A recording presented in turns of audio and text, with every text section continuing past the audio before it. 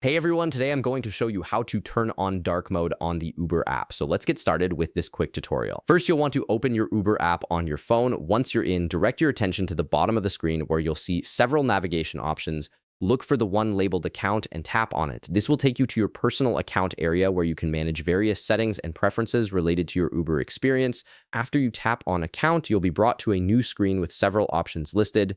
From here, you need to find and click on Settings. This is where all the customization options for your Uber app are located, including everything from notifications to payment methods. Settings is your control center for personalizing how the app works for you. Once you're inside the Settings menu, scroll through the available options until you find Appearance. Go ahead and click on it. The Appearance section is specifically designed to let you control how the app looks visually, which includes the color scheme and overall interface style.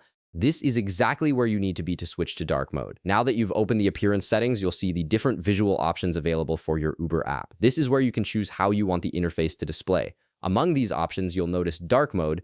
Click on dark mode to select it. Dark mode changes the app's interface from the standard bright background to a darker color scheme, which is easier on the eyes, especially in low light conditions, and can also help save battery life on certain devices. After selecting dark mode, you'll need to confirm your choice, look for the save button, and click on it. This ensures that your preference is applied and stored, so the next time you open the app, it will automatically display in dark mode. You might need to wait just a moment while the app processes and applies this change to the interface. And that's it. Your Uber app is now set to dark mode, giving you a more comfortable viewing experience. If this video helped you out, be sure to leave a like, subscribe, and I'll see you in the next one.